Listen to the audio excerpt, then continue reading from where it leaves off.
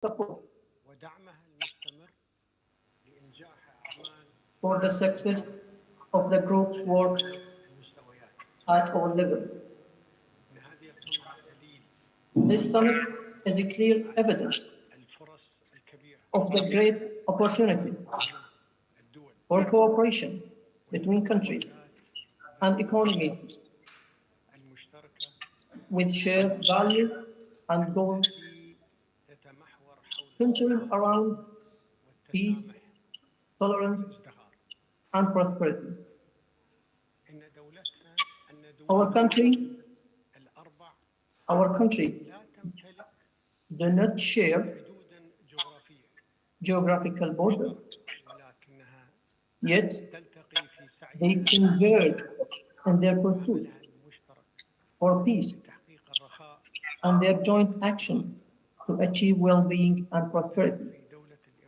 We in the UAE believe that economy offers the best way to achieve peace, security, and progress, especially when governments and people have the will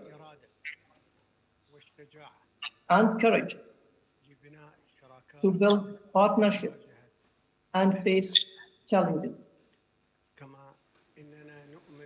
We also believe that only partnership can overcome today's conflicts and overlapping challenges,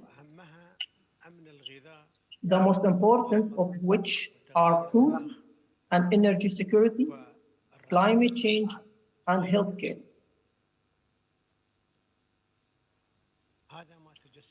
This is embodied in the first project of our quartet, which have focused on food, climate-smart agriculture, solar and wind energy, and energy storage. As I extend my appreciation to the leader of the group and the technical team of the 4 countries for what has been achieved.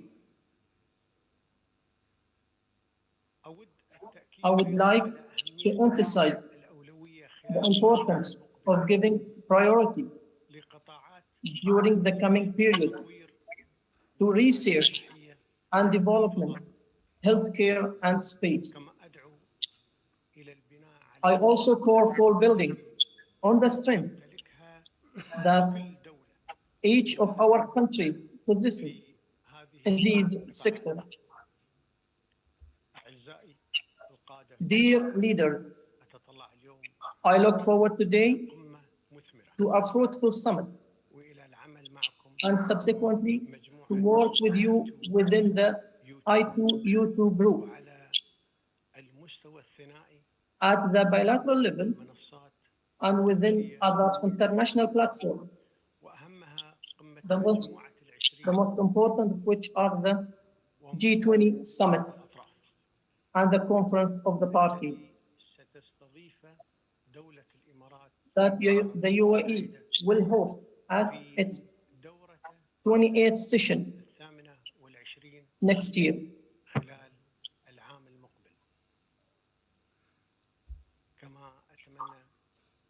I also hope that our quartet will be a model for those who desire peace and prosperity and will provide evidence for the great opportunities lost through conflicts and squandered by blind extremism at the expense of people eager to live a good life. Thank you. Thank you, President. it is my honor to invite the Prime Minister of the State of Israel, His Excellency Yair Lapid, to deliver his opening statement. Thank you. The Honorable President of the United States, Joe Biden, the Honorable President of the United Arab Emirates, His Royal Highness Sheikh Mohammed bin Zayed Al Nahyan, the Honorable Prime Minister of India, Narendra Modi. Friends, this group was born several months ago during a dinner at the home of the UAE ambassador in Washington, D.C. We sat around the table and spoke about how, after we get control over the pandemic, anyone trying to go back to how things used to be would fail. Anyone who understands that we live in a new world with new challenges would succeed and flourish. That dinner was on a Wednesday evening. A few days later, in what might be a world record in the field of international relations, my friend Dr. Jai Shankar, the Minister of External Affairs of India, was already in my office in Jerusalem. Tony Blinken and Sheikh Abdullah bin Zayed were on Zoom, and we held the first summit of this Quad, the I2U2 Forum. Our starting point was that in the new world we live in, we need to improve our ability to cooperate quickly, to make the most of our comparative advantages, to put the right advanced tech together with the right resources. We need to think in new terms when it comes to energy, food security, and water tech, defense, and trade. Each one of our countries brings very different challenges and very different qualities to the table. But that is what makes our potential even greater. In the 21st century, challenges are local, but solutions are global. Let me give you two quick examples. The entire world is dealing with issues relating to food security. The combination of the climate crisis, the war in Europe, and the COVID-19 pandemic has created global food insecurity. Food security is going to be the main issue in Africa, and Latin America, and East Asia, and of course in the Middle East.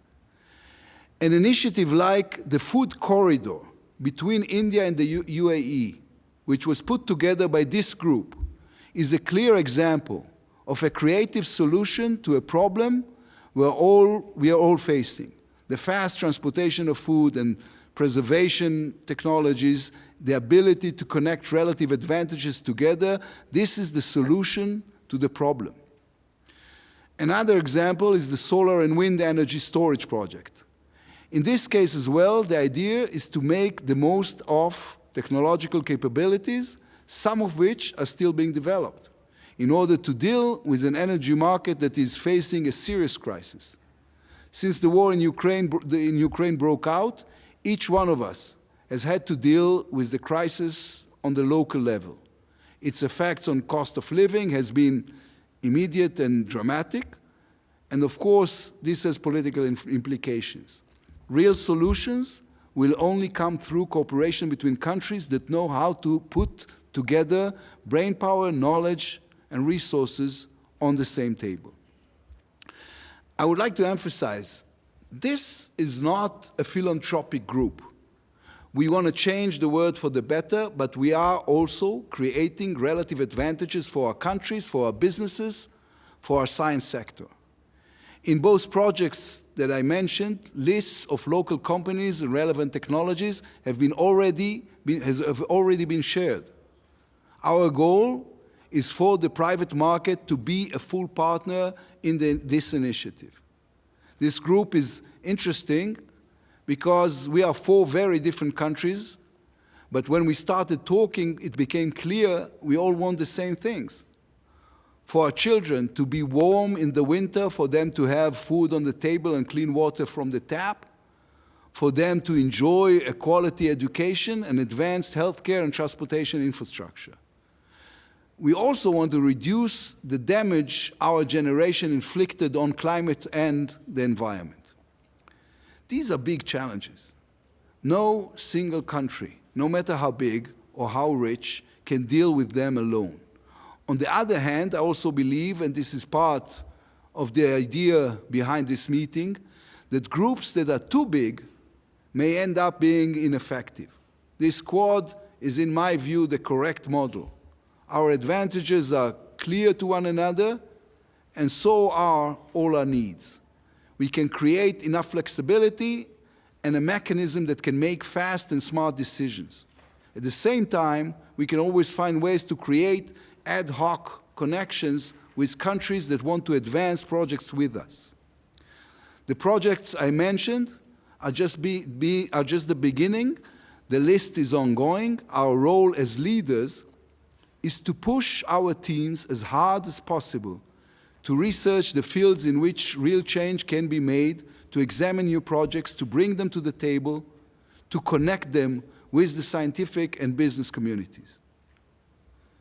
The world is watching this meeting. This shows that something special is happening here, a new kind of economic and regional cooperation that is more flexible and better adapted to the problems we face. The diplomatic and economic results that will emerge from this meeting will highlight our commitment to a new kind of cooperation. In this partnership, each country and each partner brings their own strength so that the whole is greater than the sum of its parts. This is just the beginning. Thank you. Thank you, Prime Minister. It is my honor to invite the President of the United States of America, the Honorable Joseph R. Biden, Jr., to deliver his opening statement. Thank you very much, Prime Minister Lapid, for convening this group for the first time at a leader's level. Prime Minister Modi, President Ben Zayed, thank you for the work you're doing, deepening the linkage and the muscle cooperation between critical partners in the Middle East and Indo-Pacific to deliver important, very important projects for all our peoples. The simple truth is this: the challenges we face in the world, our world in the 21st century, demand that we find new ways of working together. Whether it's accelerating climate crisis, dealing with the accelerating climate crisis, which is being felt here in the Middle East every single day, or growing food insecurity and volatile energy markets, made worse by Russia's brutal and unprovoked attack against its neighbor Ukraine. Or, as we've all experienced firsthand over the past 2 years, tackling the health security needs and economic fallout from the global pandemic. All these issues require cooperation and coordination, and none of us can mount a comprehensive response on our own. And the more we work together, the more we'll see the benefits multiply and grow to advance our shared commitment to peace, stability, and growing prosperity. They all go together. When our foreign ministers first got together in this format last October, I think we all immediately understood the potential to advance a common agenda. It's about demonstrating the importance of practical impacts of building Israel's normalization and economic integration, using these trusted partnerships to crack down on common challenges. Our nations represent some of the most innovative, technologically capable, and entrepreneurial people on the planet. At every step, we should be asking, what can we achieve together? The first two projects that we're tackling together on food security and clean energy are designed to take on two of the most urgent crises affecting people around the globe. Food insecurity. The UAE's investment to develop integrated agricultural parks across India with the support of the American and Israeli private sector experts has the potential to sustainably increase India's food yields in the region threefold in just 5 years. India is a major food producer in the world. Think of the beneficial impacts this will have on India's farmers and the people suffering from hunger and malnutrition in the region. Similarly, the United States has already funded a feasibility study for a hybrid renewable energy project in India, which will develop 300 megawatts of wind and solar capacity, as well as battery storage. With our four nations working together to unite our expertise and drive private sector investment, this is going to help India reach its climate and energy goal of 500 megawatts of non-fossil fuel capacity by 2030. Our challenge together is to deliver real results that people can feel in their everyday lives. Another key area where we can make big differences is in infrastructure. There's an enormous need around the world for infrastructure. Infrastructure done the right way, transparently, in partnership with the communities that are being served. Right now, there's a vacuum. So over the next few years, this group is going to work to identify new infrastructure projects that we can invest in and develop together. This meeting is just the first step, a chance to demonstrate the value of this new format for cooperation between our four nations. And I'm looking forward to staying closely connected and engaged at the leaders level as we build out the scope of the I2U2 and work together for everyone. We can do a great deal if we stick together. So I want to thank you all for having this, agreeing to proceed this way. I think we can do some great things. Thank you. Thank you, Mr. President. It is my honor to invite the Prime Minister of the Republic of India, His Excellency Narendra Modi, to deliver his opening statement.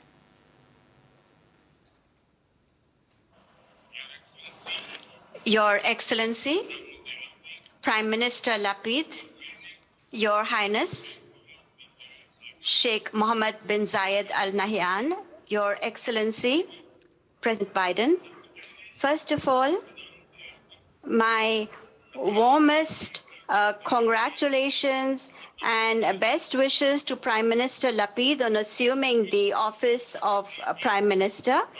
My heartfelt thanks to him as well for hosting today's summit. This truly is a meeting of strategic partners. We are all good friends as well, and there are a lot of similarities in our approach and in our interests. Excellencies, Your Highness, the I2U2 has established a positive agenda from its very first summit today. We have identified joint projects in several areas and have also made a roadmap to take them forward. Under the I2U2 framework, we have agreed to increase joint investment in 6 important areas: water, energy, transport, space, health, and food security. It is clear that both the vision and agenda of I2U2 are progressive and practical.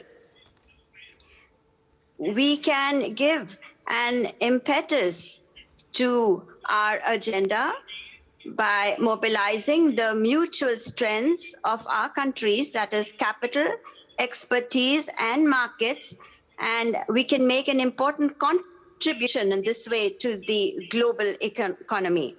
In the midst of increasing global uncertainties, our cooperative framework is also a good model for practical cooperation. I am sure that with the I2U2, we will make an important contribution at a global level in the areas of energy security, food security, and economic growth. Thank you. Thank you to the distinguished leaders. We will now continue to the closed dialogue between the leaders. The live broadcast will end here. Thank you to the press. Please kindly make your way out.